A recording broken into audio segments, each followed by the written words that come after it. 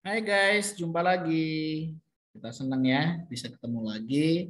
Aku juga senang buat teman-teman yang sudah singgah ke channel ini.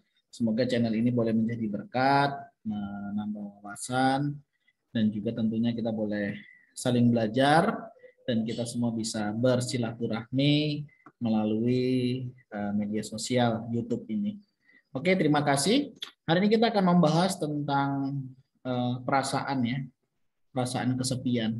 Ya, mungkin teman-teman pernah merasa kesepian. Nah, ternyata kesepian itu tidak hanya dialami oleh orang yang sendiri seperti jomblo begitu, tetapi juga ternyata bisa dialami oleh pasangan suami istri. Ya, jadi pasangan suami istri itu ternyata bisa juga merasa kesepian, walaupun mereka tinggal di dalam satu rumah, di atap yang sama, bahkan tempat tidur yang sama. Ternyata masih bisa merasa kesepian. Nah, hari ini kita akan coba mengulik ya tentang eh, perasaan kesepian ini. Nah, kita akan coba melihat di mana ada sepasang suami istri tentunya ya yang merasa kesepian ya.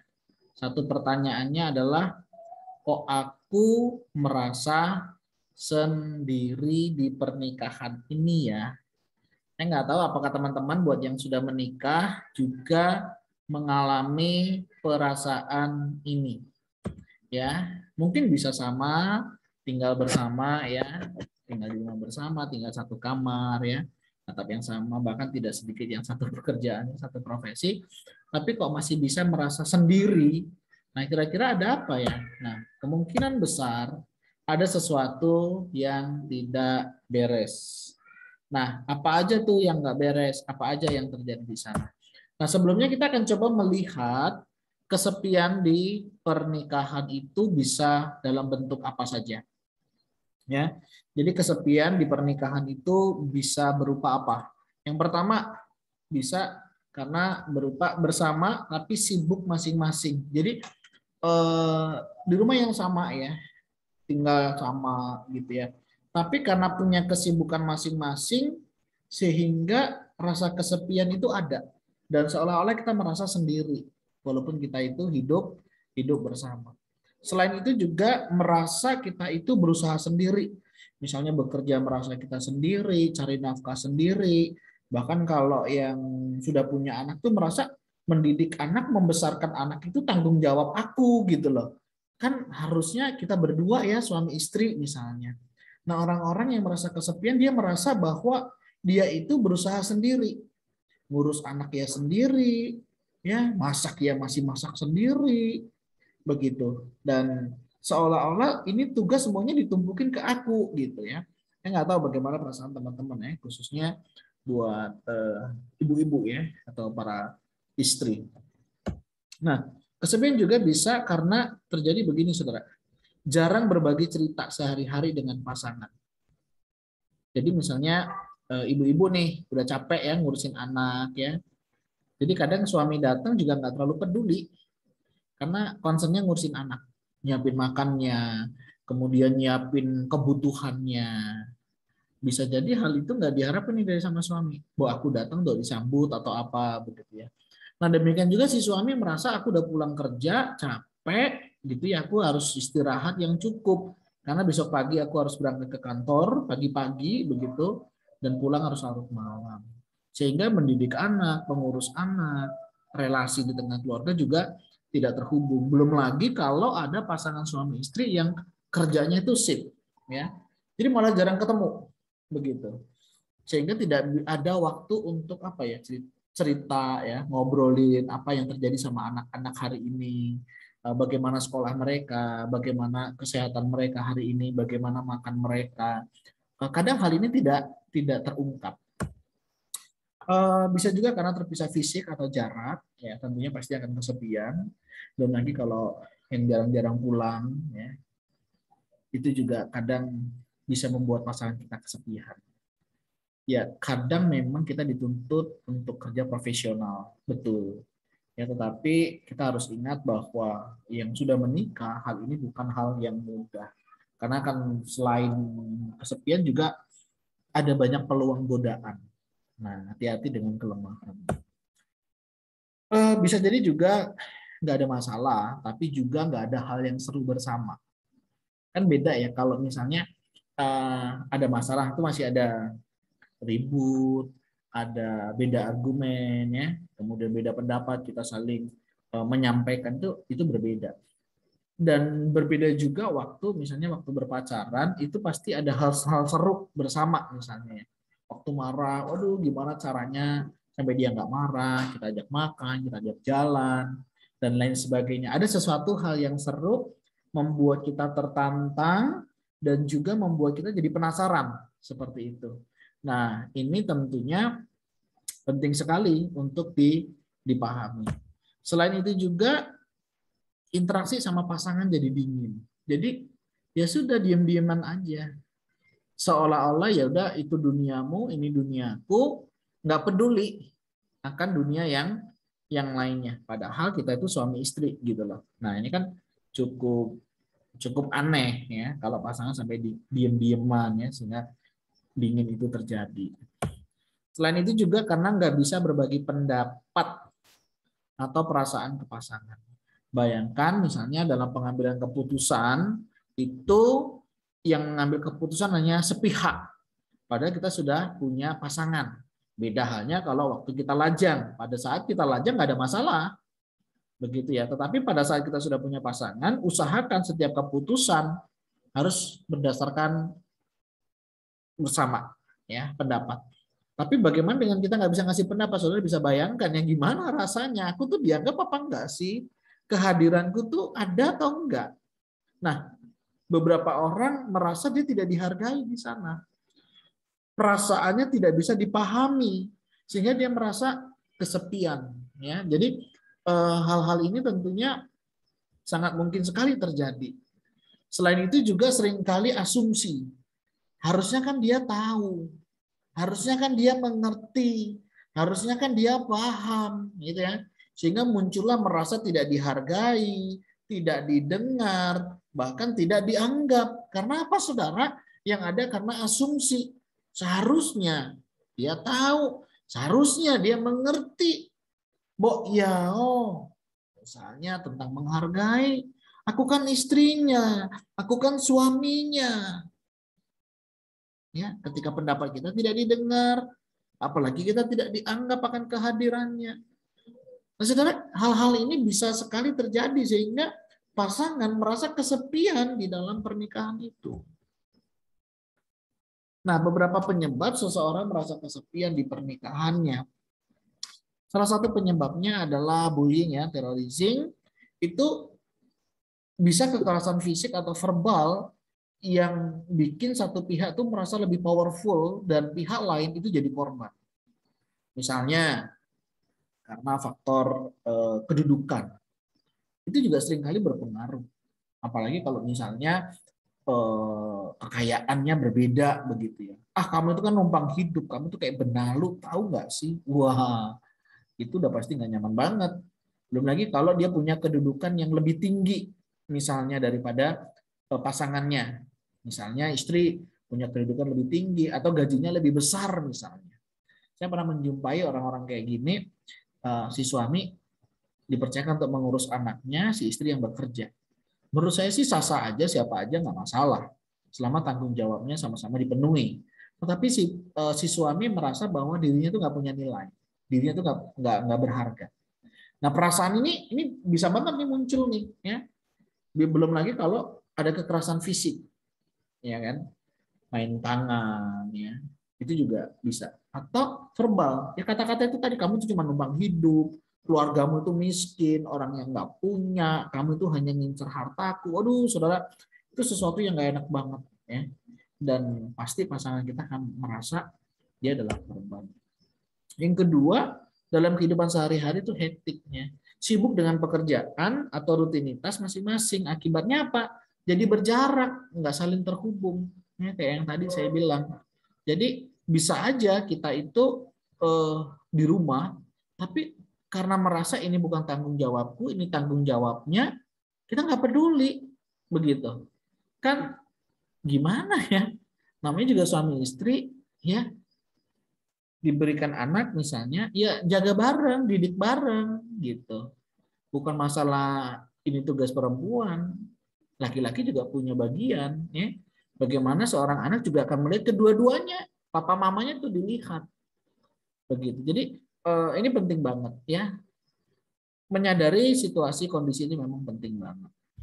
Nah yang ketiga sebenarnya yang menjadi penyebabnya apa? Kurang dukungan secara emosional. Saat satu pihak butuh support ya, tapi nggak dapat dari pasangannya, atau pasangannya kurang peka dan kita memilih diam tanpa membicarakannya. Hal ini, aduh pasti deh, pasti akan merasa pasangannya itu merasa kesepian banget. Apalagi saat dia lagi down, dia lagi stres ngurusin anak yang susah makan ya, sulit untuk berinteraksi dengan orang, nggak bisa belajar dengan baik. Kadang istri membutuhkan kehadiran sosok suami untuk apa? Memberikan dukungan. Mama capek ya, seperti itu. Jadi itu hal yang perlu. Atau si suami juga begitu, pada saat dia lagi capek kerja, dia merasa tidak dihargai, itu bisa juga terjadi. Merasa bahwa papa ini gimana sih? Mbok ya sana berusaha di rumah aja, misalnya. Ada juga yang seperti itu gitu situasi kondisinya. Jadi ketika satu pihak membutuhkan dukungan emosi atau membutuhkan support, kita tidak memberi. Sehingga muncul apa? Ya itu tadi, nggak ada kepekaan. Oh, suamiku lagi begini, harusnya kan begini. Oh, istriku lagi begini. Oh, aku bisa begini. Nah, kalau itu terjadi enak banget, saudara. Tapi kalau misalnya kita tahu dan kita membiarkan atau kita tidak membicarakan, waduh pasti itu pasti merasa kesepian. Nah, hal yang lain kurang intimasi fisik. Pertanyaannya sederhana, kapan terakhir suami memeluk istri atau istri memeluk suami? Kapan dilakukan? Ya udah lama ya. Cium-cium. Kapan terakhir dicium oleh pasangan? Atau kapan gandengan? Wah, karena harus jaga jarak, jadi kita nggak pernah pelukan, nggak pernah ciuman, nggak pernah pegangan tangan. Ya pada saat kena COVID sih oke, tapi kalau namanya suami istri, harusnya hal ini nggak boleh lepas ya. Peluk pasanganmu, ya. Mau dipeluk orang lain, mau dicium orang lain karena tidak mendapatkannya. Jangan, ya. Peluk pasanganmu, cium pasanganmu, pegang tangannya. Balik kalau ke mall, harus dipegang supaya nggak kemana-mana. Nggak, canda ya. Jadi ini penting banget ya. Kontak fisik itu juga memberi pengaruh pada kedekatan dengan pasangan. Ya, orang yang sering berpelukan dengan pasangannya dia akan lebih intim. Dia memberikan ciuman, mau berangkat kerja. Kalau sekarang pulang kerja harus mandi dulu ya, habis mandi cium begitu ya, pegangan tangan. Ya, dulu waktu susah seringkali pegangan tangan ya untuk berdoa. Kenapa sekarang sudah hidup lebih baik kok jauh lebih sulit untuk berpegangan tangan? Nah, ini pasti ada sesuatu. Selanjutnya, minimnya quality time bersama keluarga. Jarang berbagi pikiran, jadi nggak tahu isi hati masing-masing dan bisa merasa nggak kenal dengan pasangan. Ya, karena apa? Minim quality time. Ya benar sih ya. Kadang kita udah capek kerja, capek ngurusin keluarga, capek ngurusin rumah, sampai nggak ada waktu untuk ngobrol bareng gitu. Padahal sama gitu. Makan yang diurusi ya kadang masih handphonenya, masih kerjaannya, semuanya disiapin sih benar sama istri gitu ya. Tapi istri sibuk dengan yang lainnya. Ya bukan mau dimanja juga, bukan, tetapi temenin kayak suaminya. Atau suaminya juga begitu, istrinya lagi sibuk, bawa dibantu. Istri masak, pegang anaknya kayak gitu ya kan. Atau ajak bermain anak, sehingga enak tuh nanti bisa quality time bersama kalau semuanya terbangun dengan baik. Kesepian juga bisa terjadi karena trauma masa lalu di mana belum pulih sepenuhnya. Jadi berpengaruh ke interaksi sama pasangan. Pengalaman luka masa lalu dengan orang tua, dengan keluarga, dengan saudara itu memang bisa menyebabkan kesepian di dalam pernikahan. Ya pasti sama. Semua laki-laki juga begitu, semua perempuan juga begitu. Nah, kadang hal-hal yang seperti ini, saudara, yang bisa membuat hal-hal ini nggak pernah selesai. Nah, jadi bagaimana? Nah, buat Teman-teman ya, yang lagi ngerasain, coba deh diurai satu persatu yuk. Mulai dari jujur dengan diri sendiri, kira-kira perasaan apa sih yang sebenarnya hari ini nggak terucap nih sama pasangan, nggak tersampaikan sama pasangan. Pernah nggak kita jujur sama diri kita sendiri, aku tuh lagi sedih, aku tuh lagi pengen diperhatiin, aku tuh pengen manjain diri gitu. Kalau sama diri sendiri aja nggak bisa jujur, jangan harap bisa jujur sama pasangan. Yuk jujur sama diri sendiri dan juga jujur ke pasangan. Kalau udah jujur, setelah itu saling terbuka, saling menyampaikan perasaan, baru deh cari solusi berdua. Misalnya, aku kok belakang-belakangan ini ngerasa kita agak jauh ya. Oh ya, aku ngerasa enggak, Nah, di situ ada sesuatu berarti. Atau misalnya kekerasan verbal, kata-katamu itu melukai hatiku. Wah, itu perlu disampaikan. Oh iya ya, aduh sorry ya, nggak maksudku sih untuk itu misalnya. Jadi memang kadang ada hal-hal sensitif yang ada di dalam pasangan yang seringkali kita nggak tahu. Jadi ini penting banget. Jadi mulai diurai, jujur terhadap diri, jujur terhadap pasangan, dan kemudian cari solusi. Nah, beberapa hal yang bisa kita lakukan, misalnya coba deh bangun komunikasi dengan pasangan ya, dengan menyampaikan apa yang dirasakan. Seperti yang tadi saya sampaikan, sampaikan aja perasaan. Misalnya kamu nggak suka nih dengan kata-katanya, aku nggak suka loh kalau kamu itu ngomongnya kayak gitu. Atau karena sikap, aku tuh nggak suka loh kalau kamu bersikap kayak gitu. Jadi sampaikan aja, nggak apa-apa. Jadi aku kok merasa kamu anggap begini ya. Karena keterbukaan itu awal daripada pemulihan. Jadi kalau kita nggak terbuka, sulit untuk dipulihkan. Intinya gini, bangun komunikasi yang baik dengan pasangan kita. Ya karena dia kan pasangan kita ya, bukan orang lain.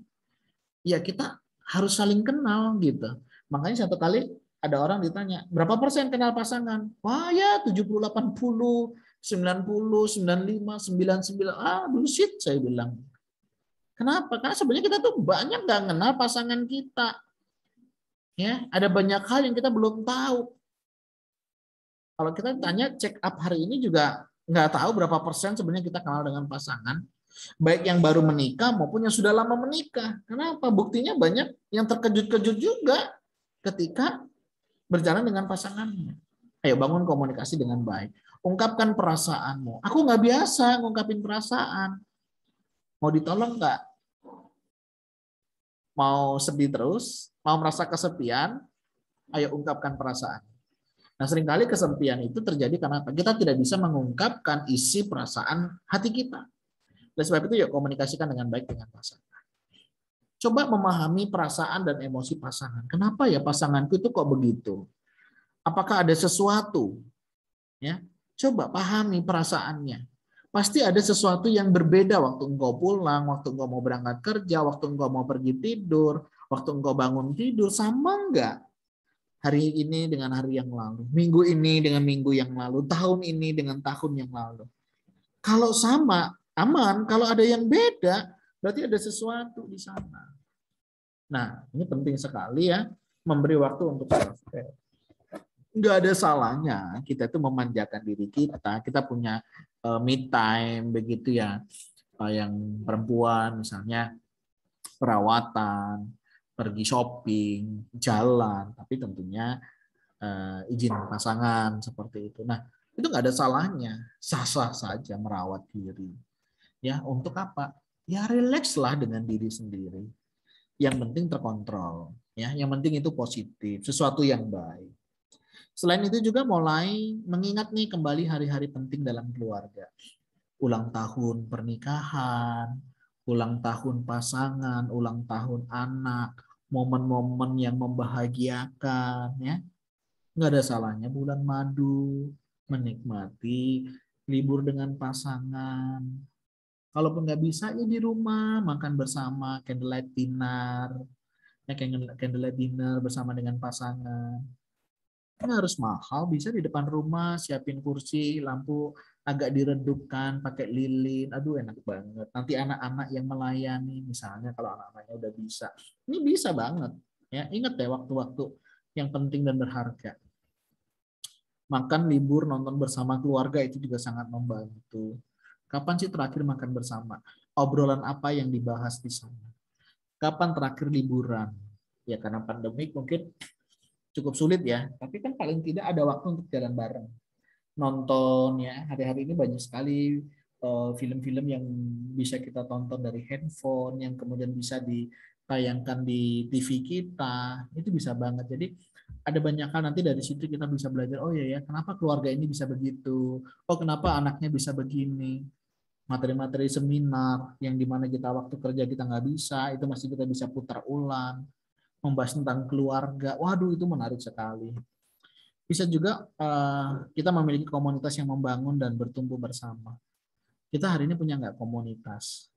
Misalnya ibu-ibu atau bapak-bapak atau komunitas keluarga, ya. Tentunya komunitas yang membangun pertumbuhan kerohanian sehingga kita bisa bertumbuh bersama, kita bisa menikmati hari-hari kehidupan bersama dengan baik. Kalau ada sesuatu ya curhat, tetapi memang komunitas yang sudah bisa dipercaya, ya tidak sembarang, sehingga kita punya teman sepenanggung dan seperasaan, dan mereka adalah orang-orang yang memang sudah dewasa, orang-orang yang sudah bertumbuh di dalam Tuhan, sehingga waktu kita menyampaikan pergumulan kita pun kita juga lebih tenang. Masa sih cerita sama manusia dalam hal ini kadang kita butuh rekam, ya. Tapi kita bukan mengandalkan, ini beda. Kadang kan kita butuh ngomong ya ketika suami atau istri mungkin nggak mendengar, kadang kita butuh teman. Usahakan jangan lawan jenis, karena kalau lawan jenis nanti takutnya ada yang nikung. Ya, kecuali profesional ya, seperti misalnya menghubungi konselor. Ya, itu jalan tengah yang bisa kita ambil. Nah, ini beberapa hal yang tentunya bisa kita pakai untuk kita membangun kebahagiaan di tengah rumah tangga. Sehingga kita tidak mengalami kesepian di dalam kehidupan rumah tangga. Nggak kebayang kan ya, sepi di tengah keramaian, sepi di tengah kehidupan keluarga yang ada. Jadi yuk kita nikmatin hidup bareng dengan pasangan, suka duka, ya, di tengah pergumulan kita jalanin bareng dengan anak-anak yang ada sehingga kita menjadi lebih baik, ya. Ingat ya, kita sebagai pasangan suami istri, masalah akan selalu ada pasti, tetapi tinggal bagaimana cara kita menyelesaikannya. Ya, penting sekali kita memiliki manajemen konflik. Manajemen konflik misalnya ketika kita konflik, siapa dulu nih yang bakal mengalah untuk memulai pembicaraan, katakanlah ketika terjadi diam-diaman misalnya. Itu penting banget supaya apa? Konfliknya tidak berkelanjutan. Ya, dikatakan jangan sampai matahari terbenam, maksudnya apa? Segera selesaikan, karena kalau tidak bumbunya akan lebih banyak. Belum lagi kalau diceritakan ke orang tua, ke keluarga, masalahnya kan jadi berabe dan lebih ribet. Oleh sebab itu, yuk kita bangun supaya rumah nikah tidak lagi kesepian, tapi kita bisa menikmati kebersamaan, kebahagiaan, dan sukacita bersama. Kiranya materi ini boleh menjadi berkat buat kita semua. Thank you, Tuhan memberkati.